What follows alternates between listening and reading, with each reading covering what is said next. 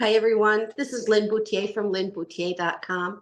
I'm a certified trauma recovery coach, and I'd like to welcome you to another episode of my ongoing series entitled Monogamous at 13. I'm so sorry for the background sounds coming from my phone today. The issue is that I have an alarm set that I must hear. I have to finish this video at or by a certain time, and I have to have my alarm set, so it's going to make some sounds, and I apologize for that. So I'm a certified trauma recovery coach, and I made this series. We're coming up on a year since I started the series. And the reason that I make these videos is because I want to share information about trauma and abuse from dual perspectives, one as a trauma and abuse survivor, and one as a person who is educated about trauma and abuse. And this way I can share dual perspectives with you. And I think that it has value to see it from both sides. And I don't mean that in the sense that, well, I can see abuse as okay, and I can also see it as problematic. That's not what I'm saying. I'm saying I can see it from both sides as the survivor and as the trauma professional who would be helping that individual to recover. So when I say both sides, I do not mean, well, I see it from the perspective of the abuser, but I also see it from the perspective of the abused. No, I do not. I have one view about what is going on with the abuser. And that comes from the books. Why Does He Do That? Why Does He Do That? By Lundy Bancroft. And a book that's quite a bit older. It was written in the early 80s, and it's called When Love Goes Wrong, and it's written by Ann Jones and Susan Schechter. And there are two concepts that come from one from each of those books. Lundy Bancroft's view on abuse is a person abuses because they feel the entitlement to do it. And Ann Jones and Susan Schechter's point of view on that in their book is an abuser abuses because they want to. Well, I wanted to speak a little bit today about abusive parents, because a huge amount of what we work with as certified trauma recovery coaches is adults who are now trying to make sense of what happened to them when they were abused by an adult in their life, or more than one, as the case may be, as it was for me. And sometimes, as we're recognizing that we were abused as a child, we might even begin to recognize that there was some abuse from these people that we experienced in adulthood too. Doesn't necessarily have to stop the day we turn 18, does it? Well, I have a little grounding stone in my hand. It's a grounding tool. And if you're not familiar with becoming anchored and grounded, I made a video about becoming anchored and grounded, and it's in the list for videos, full-length videos for my channel, and it's entitled "How to Prevent and Handle Triggers." It's special episode number 57, and it's about an hour long, and it really will help you understand the process of becoming anchored and grounded a little bit better if you're not familiar with it. The reason why I speak about this is because we need to be giving our nervous system the feeling of safety when we're doing our trauma recovery work. If we're going to listen to someone else's trauma story, or if we're going to speak about our own, or we're going to do a little bit of work about in the realm of looking at and recovering from our own trauma, then we need to bring ourselves into a state of anchored and groundedness so that our nervous system does not feel the after effects of that trauma as intensely. And so we don't want to go into a fight, flight, freeze, or fawn trauma response. We don't want to go into dissociation. We don't want to go into a feeling of panic or a feeling of just absolutely, flight response and wanting to get away. It's just not our nervous system and our body feeling safe at that point. And anything that we can do to go around that is intensely helpful. And that's how come I speak first before I go into what I'm bringing to you today, or any time I'm speaking on a video. I always bring myself into a state of anchored and groundedness, and strongly encourage you to do so as well. So please also remember there is a trigger warning on all of my videos, okay? Anytime we're talking about trauma, someone could become triggered. So with that being said, I'll continue. So there are two types of parents that we are brought up by. And they're not the only two types of parents, but it can include these two types of parents. And one is the helicopter parent, one is the absentee parent. I think most of you will understand what I'm saying when I refer to the helicopter parent and the absentee parent. Now, when I say parent in my videos, I'm referring to whomever was your primary caregiver. Some of us had multiple different primary caregivers because we moved from home to home, possibly in the foster system, possibly within a family system. But some of us had a more, I should say, less transient upbringing, less change in the people who were our primary caregiver. And some of us obviously raised by a single parent, some of us raised by a household where there were two parents. Some of us might have been raised by an aunt and uncle, a grandparent, and even an older sibling. I had I knew a girl at school whose guardian was her older brother after the parents had passed away, and he was plenty old enough to take on that responsibility, and so he did. But we all have different background. But what I'm saying here is many of us did experience having either a helicopter parent or an absentee parent. And so what I brought up on my phone moments ago was what was an article about helicopter parents. Now there's something that I'm not very familiar with. It's called a free range parent, and that's what's in the middle. The free range parent is neither a helicopter parent nor an absentee parent. And they allow their children significantly more independence and freedom to make their own choices with less direct supervision and intervention compared to a helicopter parent. So just to be very clear, I'm not going to change out of this page, but I'll just say it in like one or two sentences. If you're not familiar with it, a helicopter parent is a parent who just hovers over their child or children, and they micromanage everything, and they're always there. They're constantly calling the school, constantly being in the school, constantly following their kid, signing their kid up for just about everything under the sun, and don't really believe too much in free time for their child oftentimes. And they are, well, let's just put it this way, they're obsessed with their child or their children. And very oftentimes they are forcing the children to overfunction. And then there is the absentee parent, which is the opposite swing of the pendulum, which is much more in the realm of I don't show up to anything. I don't sign things. I don't go to stuff with my kid. I'm not interested in what they do, where they go, who they see, who their friends are, what they're whether or not they are involved in a sport or an extracurricular activity. It's just a complete opposite pendulum swing from the helicopter parent. And the reason I'm speaking about these today is because if you've had either of the opposite extreme parents, you could have significant developmental trauma. You could have significant difficulties, might even signify some degree of attachment trauma. But what this means for most of us who had either a helicopter parent or an absentee parent is that we didn't have the healthiest involvement from our parents, and it could have been a traumatic childhood. Okay, it could have been a traumatic childhood. And by that, I mean, you may not have had your needs met.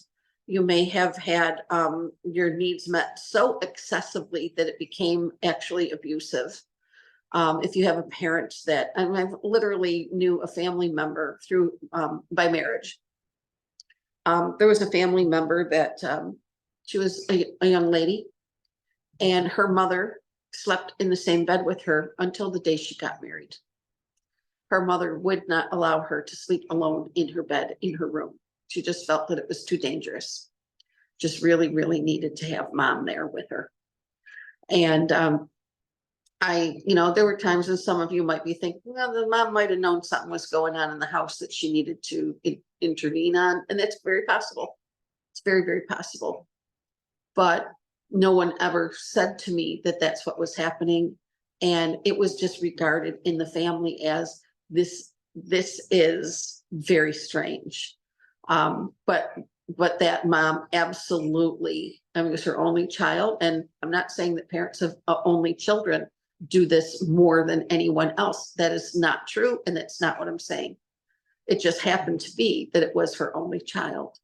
And it's entirely possible that because of her past trauma, that, the mother's past trauma, that she may have had some sort of irrational fear that made her want to be extremely enmeshed with her daughter. But then, I had at my home a parent who was extremely boundaryless in her children's lives. She needed to know everything. My same, what we have in a, I don't want to say in a typical family, because there's no such thing really anymore as a typical family. I love that. I love that there isn't typicalness in families. I love it that families are individual and unique, and it's beautiful. But for the age, for the time space where I was growing up, it was typical in my area of the country to have a mother and a father in the same home with children. It's just what was typical. Greatest majority of children were raised that way in the area where I lived. And I had one parent who was an absentee parent. He lived at the house, but he was absentee in our lives, for sure. And then there was the other parent who wanted to know if you wanted to ask to go someplace, this is what you went through. And this is at like maybe age 12, 13, 14, 15, 16 years old, all the way up until the day I got married. Okay, but this started really heavily around age 12. As soon as you start to go through puberty and you start to have interests in other kids and your circle of influences off of your own yard. Okay, you're not staying either on school property, church property, or your home anymore. You're going out in the world with more independence. A helicopter parent might not be pushing you to do all kinds of things like practicing for your SATs in 8th grade, or trying to get you into junior league, and trying to get you set up so that as soon as you graduate from high school, you're in Kiwanis Club, and you're in the JCs, and you're wanting to run for political office in your town. We had a guy whose parents were helicopter parents in our town, and they had him running for public office by age 20. That's what he was expected to do. So we got the parents who are pushing and pushing and pushing their children, saying, we have a family legacy and you have got to get into Columbia University. You have to. And we won't settle for anything less. Well, my mother wasn't that kind of parent. She was the kind of parent that expected every single one of her kids to say, if I called, somebody called me at my house and said, we're going to do a walkathon. We're signing up for a walkathon. It's a 10-mile walkathon. It's from my church. Me and a few other girls are going to do this, and they're going to provide tents for us, but we have to bring our own camp gear because we're going to be camping out overnight. We get dropped off in the morning, and we do the big, we're going to be at camp for a whole day. And then we're going to get up the next morning at dawn, and we're going on a 10-mile walk. And then that evening, we're going to have dinner and everything. And then like around, after dinner is when we get picked up by our parents. And so that was a cool trip to go on. And I really wanted to go. And when I went, I was 12. And what my mother said, I want to know who's going to be there. I want to know if there are going to be any boys allowed on this trip and where are they going to be camping. I want to know who the chaperones are. I want to know the pastor's name. I want to know the names and the addresses of the girls that are going with you. I want to know all, I mean, it's just everything. It was just, I got to the point where I'm just like, I'm not even sure I want to go anymore. Not even sure that I want to go because it just felt so oppressive and excessive and heavy. But every single thing that we ever wanted to go to is like, I want to know who's going to be there. Who are you going to be with? What are their names? What are their parents' names? What time are you going? What time are you going to be home? And just being an absolute detective about it to the extreme. And it just always left me with a bad taste in my mouth. Like, this is so uncomfortable. It seems like it would be less painful to just toss out that idea and just stay home and watch TV. It would just seem that way. Well, I had a parent, my father. My father had this way about him of telling his kids, if they wanted to join something, he would say, I don't want to have to drive you anywhere. I don't want to have to sit around with other parents. Half of those people will probably be from where I work. I don't want to see people that I work with when I'm off work. My little brother, he was around 9 years old. He wanted to join Little League baseball. And the park was just like maybe less than 2 miles from our house. And he asked my father at supper one night, would it be okay if I joined Little League baseball? And he thought that his dad was going to be, he's the only boy in the family and he's the youngest child. And he thought his dad was probably going to be excited about that. And I was sitting across from him at the dinner table and I saw the look of hurt on his face when our dad said, I'm not joining anything. You think I want to get off where I work all day to work to pay for the food that's on this table and the clothes that you have on?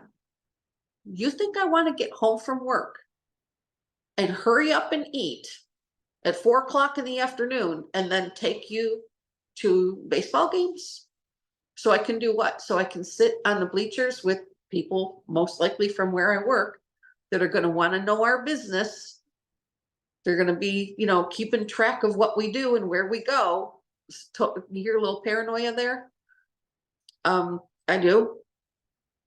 And I could just see the disappointment on my brother's face because I'm certain that little 9-year-old boy all day long was thinking, I can't wait to ask him. I can't wait. It's going to be so much fun. We're going to do something together. And he got shot down.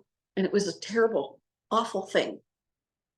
And my mother just sat there letting it happen. And she didn't think there was anything wrong with her husband telling their son, no, not happening.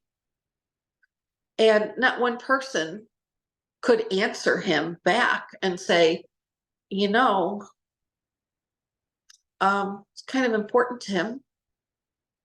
Would be kind of nice. No, he had his mind made up. You don't tell me what I'm going to do. You don't ask me stuff like that. And I'm not doing that. But what he did was he came home from work and he would take a nap and then he would have supper and then he would start drinking. And there were a few other things that he did from time to time too. He liked to hunt, but he wasn't interested in doing anything with his son that wasn't his idea. If he wanted his son to be up at 6 o'clock in the morning to go ice fishing with him, then he had better do it. If he wanted his son to be up in the morning to be able to go, bring him along on a, turkey hunting or something like that. Then he's expected to do it. But he was one of those parents where you're going to conform to what I like to do. I'm never going to conform to what you like to do. That's ridiculous. But when I say absentee parent, I mean things like this. When my sister and I were in chorus in middle school, it was automatically known that after dinner, we're having dinner early tonight, we're going to go to the school. We're going to have, we're going to perform in a chorus concert. And then our mom and some of our siblings might be in the audience, but I already know that our father is not going to be there. He is not going to set foot inside that school. Not for anything in the world except for your graduation day. That was it. My sister and I also did synchronized swimming, which back then was called water ballet in the 1970s. And we didn't even bother asking our dad if he would come to the show that we were going to put on, because each year at the end of the season, everything that we learned was done for the parents. And we didn't have costumes. There were no fancy matching bathing suit costumes like my lovely daughter had when she was in synchronized swimming. And I never even told her I was in synchronized swimming. I never asked her to be a synchronized swimmer. She wanted to do it. And of course I supported her through that. But when we went to that, guess who was in the stands? Our next door neighbor girl that was in the same sport with us. Her mother was there and our mother was there, but there were no dads going to that. Their dad wouldn't go either. And so what I'm saying about this to you is, yes, there's a certain amount of that went on with a whole bunch of kids from a whole bunch of generations. But what was the so sorry about that. What was the after effect of it? What does that do to a person's self-esteem? I'll give you another example. I'm an absolute fanatic for dogs. Ever since I was just a little tiny kid, I remember telling my parents over and over and over and over and over again, I want a wiener dog. Someday I'm going to have a wiener dog. I didn't even know they were called dachshunds. But it wasn't until I was 33 years old, 32 maybe, when I got my first dachshund. And I had 3 of them. And their names were Laura, June, and Nellie. Oh, and there was one more, and her name was Ginger.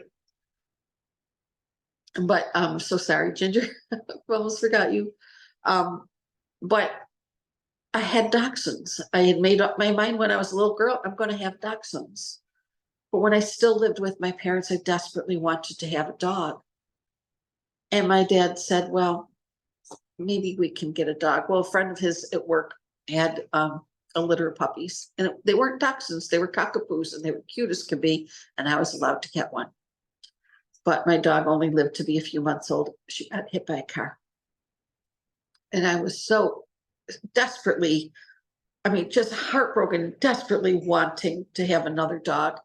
I was so sad that my dog was gone. I knew I couldn't replace her. I thought she was a boy when I picked her out. Actually, it was a boy dog that I picked out. And when I went to pick up my dog, the last one was there, and it was not my puppy. It was a girl. And I had already picked out the name Pierre for my dog. And so my little dog ended up just being called Petey. But Petey didn't survive. She was only, a few months old, like I said, when she got hit by a car and killed. And my father allowed me to get another dog, but not for 2 more years. I had to ask and plead for about 2 years to get another dog. So when I finally got my dog, my next dog was a Cocker Spaniel. And my father was going through the newspaper and looking at ads for dogs for sale. And back then, people were not, in my area, they were not doing dog rescue. It was almost unheard of for people my age. Might have been plenty of adults doing it, but it wasn't part of my language. I did not know about it. I didn't understand it. And so in our house, if you wanted something, if you wanted livestock or animals or something like that, you went to the newspaper and looked in the animals and livestock section. But we found a dog. We went to get him. And I had no idea what my father was going to do about this. My father had never owned an AKC registered dog before. Well, he insisted that my name is on the ownership papers and that we sent in the AKC registration papers, and the dog's pedigree came in the mail. And his name was Chip. And when I got him, I had no idea that I was going to be pushed into doing dog shows. My father all of a sudden became interested in doing stuff with one of his children. And it took me a while to catch on what was going on. My father was a highly narcissistic man. He was a covert narcissist. And what he was doing was pushing me to go to 4-H classes. Now, I had asked to join 4-H, and I did a video about this way early on. I was doing 4-H with one of my friends because I wanted to do that with her. I truly wanted to have my dog in obedience classes. And then with 4-H, I thought that would be really fun stuff. And then she said, well, we should start doing puppy matches and dog shows. And my parents were like, yeah, we could do that. That's fine. So we were driving to all different towns in our area, plenty of them outside of our county, and all of them within our state. But going to on the regular dog show circuit with this dog. And then I caught on to what was happening. My father started a scrapbook that had the ribbons in it, and he was taking, I mean, like, what do you call them? Contemporaneous notes about who was at the dog show, who won, who took the first place, and a description of the dog and a description of the handler or the owner. Sometimes they're not the same thing. And just all of this obsessive writing and note taking. He was keeping a notebook about my dog shows and writing down the notes of what happened at each one, taking pictures of me at a lot of these dog shows, and then having the pictures developed and then having them put in the dog show book. And then it caught on what all this is about. He was taking it to work. He was taking this scrapbook. It was the dog show scrapbook, all about my dog shows with my dog, my life, taking it into his workplace and showing it around so that people would think that he was kind of a big deal, that he had an AKC registered dog that he paid for me. He paid $200 for my dog. And I had no idea when he bought me that beautiful dog that I loved dearly, that he was pushing me into something that he kind of thought at first, I don't want to do that. You know, when I said, well, you know, my friend wants me to join 4-H and stuff, and he looked at my mother and said, can you take her? Like, I'm not taking you to any 4-H stuff. I'm not doing that. It was in the evenings. And my mother said, yeah, I guess I could. It's only over, you know, one town over. It was only about 5 miles from our house. So that's what was going on in my life when I was in high school. That was one of the things. It was one of the layers. But it started to be a traumatic thing because the person who had been the absentee parent, all of a sudden start switching over into helicopter parent mode, but I did not know the language to describe it back then. I just knew it felt like something's up. What is this person so obsessed with what I'm doing for? And I know that my mother liked it because it was about as wholesome an activity as a child can be involved in to be in 4-H. She loved it because any time where she could control where I was, and she could be there. She was sitting in a lawn chair on this woman's property because that's what the other mothers were doing. It was a summer evening. They'd bring a lawn chair and they'd watch us, you know, doing dog obedience on the front lawn or in the side yard or in the backyard, at a lovely home, a nice rural country home of this family. And so my mother loved it that she could see where I was, who I was with, and what I was doing. And that there was no possibility of me lying to her because she kind of had an obsession that her kids might lie to her. And so she was always checking and cross-checking and just everything you could do.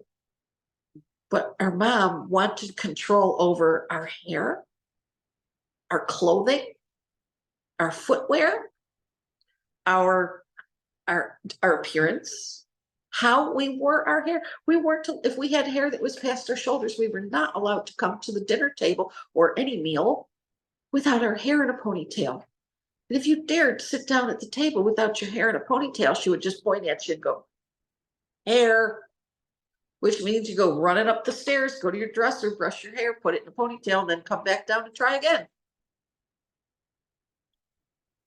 She was extreme.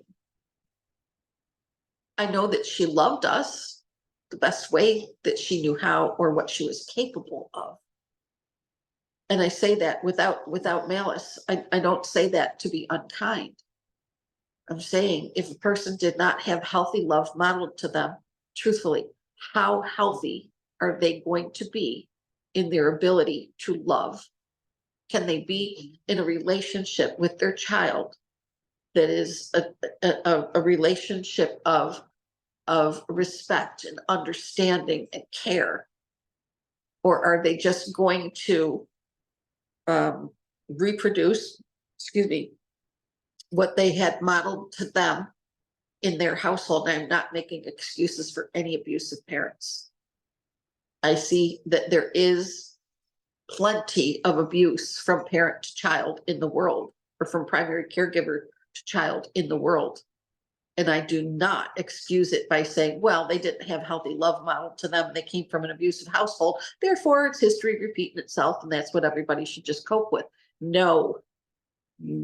I say, if you're an adult and you know that you're hurting your child, then you and you don't have any excuse for it. You don't have any reason to be doing that other than you feel entitled to do it and you want to. It always comes back to Lundy Bancroft and Ann Jones and Susan Schechter's explanations of why a person does what they do that's abusive or exploitative or manipulative or humiliating or embarrassing or just, all the different ways that adults exploit their children and harm their children, use their children, restrict their children, push their children, emotionally eviscerate their children, physically harm their children. So when I recognized that my father's coming home from work, see, I didn't see him leave for work. A lot of times when he was leaving for work, I was still in bed. Just as he's getting ready to go out the door, our mom would holler up the stairs. We didn't even have alarm clocks. The kids in our house did not have the ability to set an alarm for what time they needed to get up. It was just understood. Mom hollers up the stairs at the time where she feels it's appropriately time for you to get up. And if she gets involved in what she's doing downstairs, she might forget. And then you've only got 20 minutes to get from the bed to the bus stop. Well, there are plenty of things that can happen that are traumatic. And if we have a background hum, even if we didn't have a parent who was physically harming us or sexually harming us, if we didn't have a parent who was doing that, and I'm so sorry for every one of you who had that, I recognize that happens and it's heartbreaking. My heart's with you. But if we didn't have that extreme physical or sexual abuse from our parents, but what we did have was what I call a background hum, a steady background hum of, I don't have to bother for you. Why on earth would I ever do this stuff for you? Your job is to do stuff for me. Your job is to do your chores, do what needs to be done around this house, do your schoolwork, and stay out of my way. And many of us had that, and that is a traumatic childhood. That is traumatizing parenting. Like I was saying, when I found out that my father was coming home from work with my latest stuff from my dog show with my dog. And my life and my photographs were on display at the place where he worked. I felt violated. I felt like saying, do I have to do something that pleases you in order to be seen, to be heard, to be recognized? Do I have to stand on my head 10 different ways for you in order to be worthy of your attention? And am I only worthwhile if I produce something that makes you feel like you can be getting attention from your coworkers and your supervisors at work?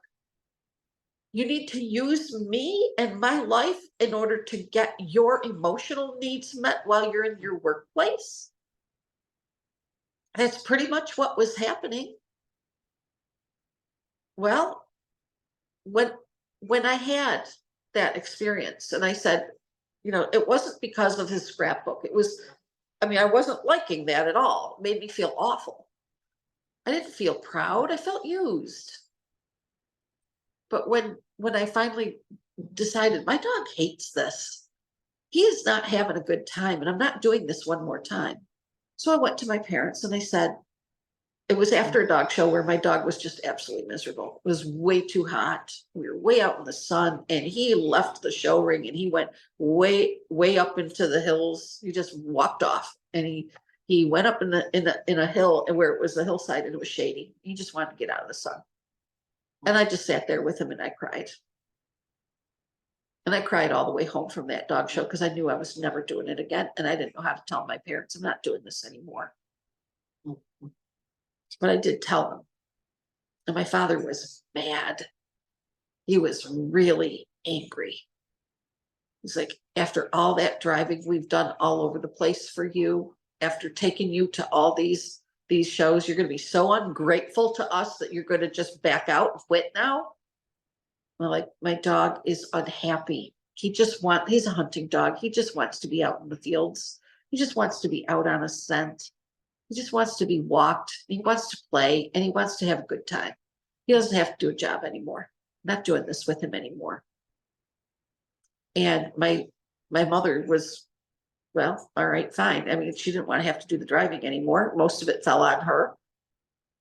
But my dad was ticked off because something was being taken away from him that he still wanted. I was supply for his narcissism. That's the truth right there. That's what it comes down to.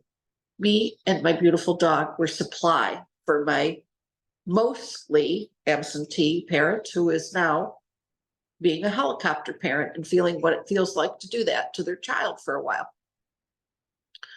Well, years later, I owned a pet sitting company. I wanted to be a professional pet sitter, and I built a little business to do that. And I did that for about 6 years of my life, and I absolutely loved it. It was one of the best jobs I've ever had, and I will never regret it. It was fantastic. But there was a house that I went to. I was hired to be their pet sitter. And my first time that I went there, the lady, the mom, was showing me their 3 dogs and giving me all the instructions for them. And I was there for about 45 minutes. And she showed me to a place, to sit down.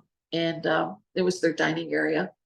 And it was like big open floor plan, kitchen, family room, and dining area. And when I sat down, that's when I noticed what was at the end of the big, huge, long kitchen island. And it was a picture rolling garment rack like you would see in the garment district in New York, or like some people have been able to purchase at Target, a really big one. Okay, it was a really big, tall garment rack.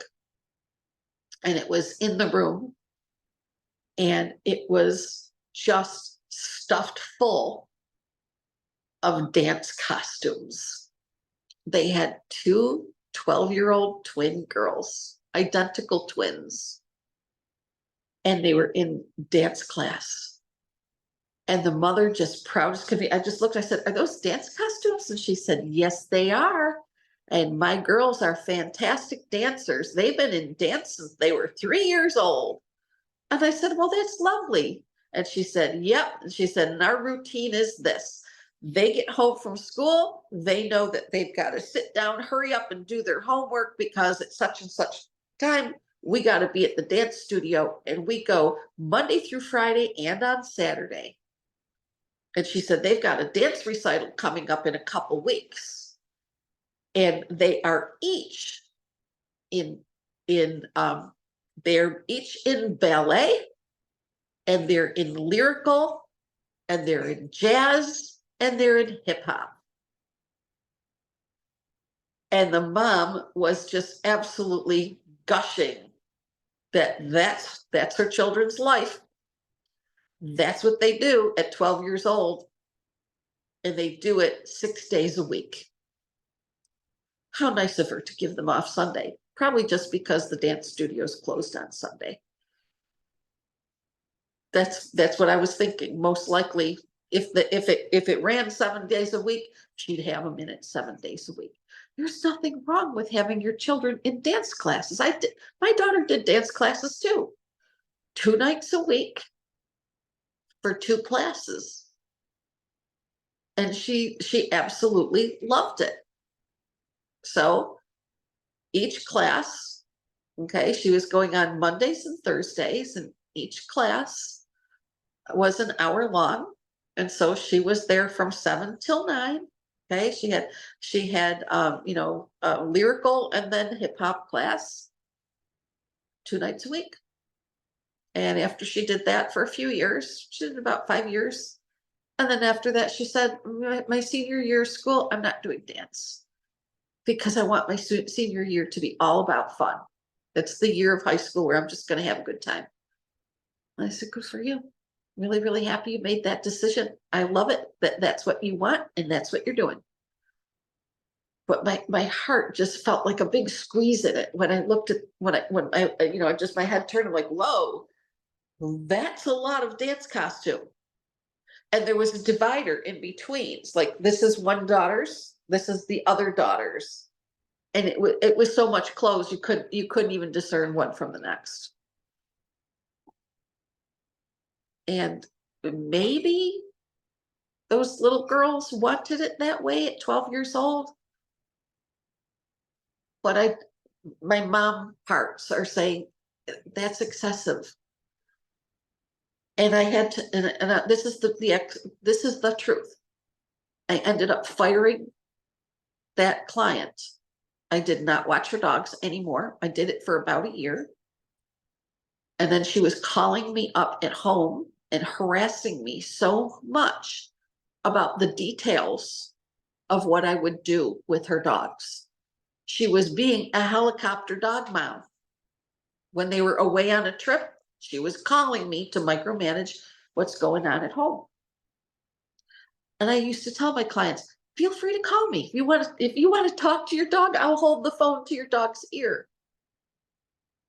I would be I didn't have a smartphone then.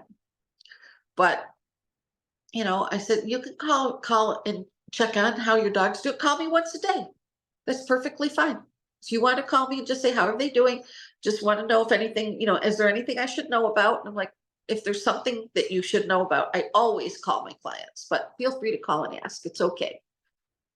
But calling multiple times per day and telling me you're going to do this, right? Promise me you're going to do this. I want you to I want you to scramble an egg and divide it in half and put it on their dog food. And I want you to promise me that you're going to do it. And after you do it, I want you to call me and tell me that you did it.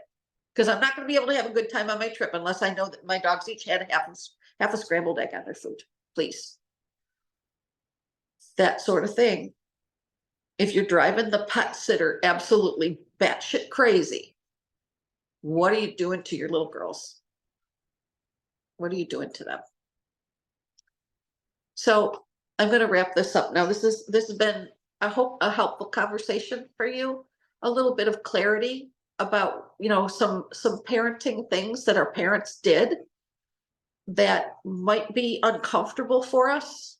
But I had a really excellent, fantastic domestic violence counselor who taught me this concept. she said, most of you, and this was in a support group, and she was speaking to all of us that were present, most of you have never experienced living in the middle. We're all like, what's that mean?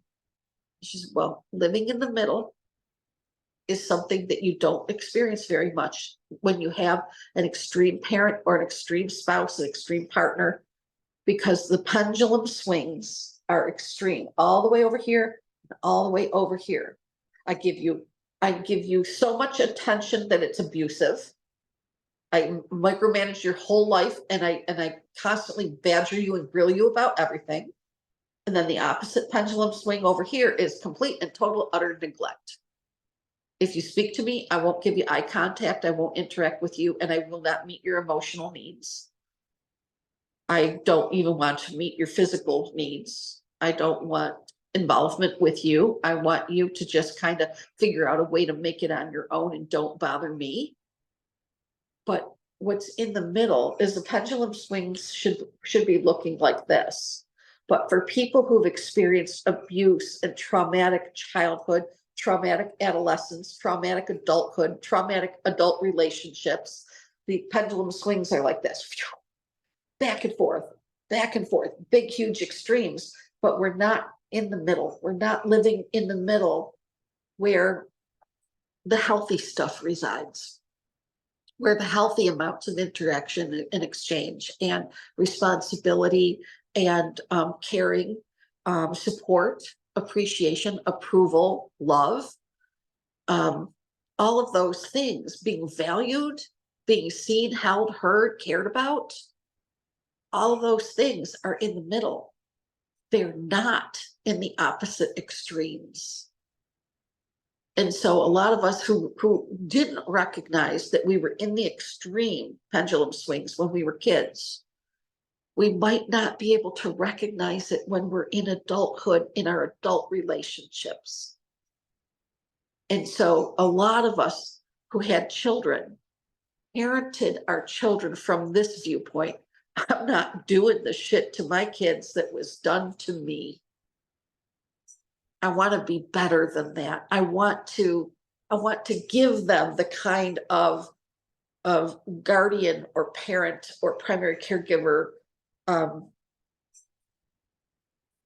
involvement that I wanted and didn't get. A lot of us do that. I know that I was one of those that was trying real hard to do that. But I just wanted to have this discussion today to give you a little bit of clarity about how sometimes it's not enough or it's too much. And that we really, really, really, really, really need to be in the middle. Having those healthy fluctuations. Yep. Sometimes I don't get the attention I need, but it's not the everyday steady diet of neglect. I just want to be in the middle range. I just want to be where comfort and care and appropriate responses, appropriate emotion, appropriate care resides, and where I can have access to it. So if you've enjoyed this video, if this has had value for you, please like and subscribe. Hit the like button now. I would really appreciate that. Subscribe to my channel and share it on whatever platform you think that it would be helpful on. If you have a friend who struggles with trauma and came from a traumatic childhood, traumatic background, and they're struggling in adulthood, share the channel with them. It might help them. And put it on whatever, Facebook and whatever social media you hang out on. I would love that. I would just really appreciate it so much, because when you do that and put comments in the section for comments, hit the notification bell. When you do those things, you're not just helping yourself, but every single comment that you put in is helping the trauma and abuse community to find more resource. And when we don't want somebody else to have had the experiences that we had that were painful and abusive, but what we do need and what we do really benefit from is knowing I am not the only one, and I'm not just the abnormal person out in the world who had this happen, but nobody else will ever know what it feels like, and I'm completely and utterly alone. No, reading the comments, putting in comments helps people to understand, oh my gosh, that stuff that happened to me, that wasn't a one-off, that's something that some people do, and I am not glad it happened to them, but it helps me to feel that I'm not the only one, because it's a very isolating feeling. None of us feel comfortable at all emotionally when we know, when we believe, when we think and when we believe that we're the only one that it happened to. I would love to be living in a world where no one's abused ever, where no one feels horrendous disappointments and heartaches because of the behaviors and the abuses of from another person. I wish that this was a place in our universe where no hurts happen to any beings, animal or human, but it does. So what can we do about it? Lots and lots and lots of self-care. What you're doing right now, if you watch this video today, it's self-care. You're learning about what you feel, and you're learning about what happened to you, and you're learning the language and the naming of what these things are, what they cause. Can cause us to have some real struggles with our how we identify in the world, how we meet the needs of our own children when we're older, if we have children, or how we engage in a relationship with another person. It affects all of that. So what can we do to become healthier? What can we do to feel good again? Some of us for the first time in our life. Some of us have never experienced the middle, like I said. But learning a little bit more about it is a huge step in the right direction. And working on our becoming anchored and grounded, and all of the good stuff that we have in our life that helps us on our journey. So I'm really glad you were here. Please join me for another video. I love it. I love doing this. I love being a resource for myself and for other people to be able to heal their trauma. I'm healing mine right along with you. So you're healing yours, I'm healing mine, and it feels really amazing to be to the point where I recognize that I needed help. And then I did some stuff to be able to become a person who can help others. And there's nothing more satisfying and fulfilling to me than that. So I'll see you in the next video. Please lavish beautiful self-care on yourself all day today. And if you're interested in becoming a client for certified trauma recovery coaching with me, Lin Bouthillier, please reach out through linbouthillier.com. You can email me, lin@linbouthillier.com, or you can call me 716-994-3052. And if you have to leave a message, if I don't pick up, I call my clients back, or potential clients. I always call back within 48 hours. Something happens and it slips through by accident, call again, leave me a message again. I might, it rarely happens, but just call again if you don't get a response the first time. Okay. So take care of yourselves, everyone. Remember, self-care is never, ever selfish. It's essential to our well-being, and that you are infinitely worthy of your own trauma recovery. See you next time.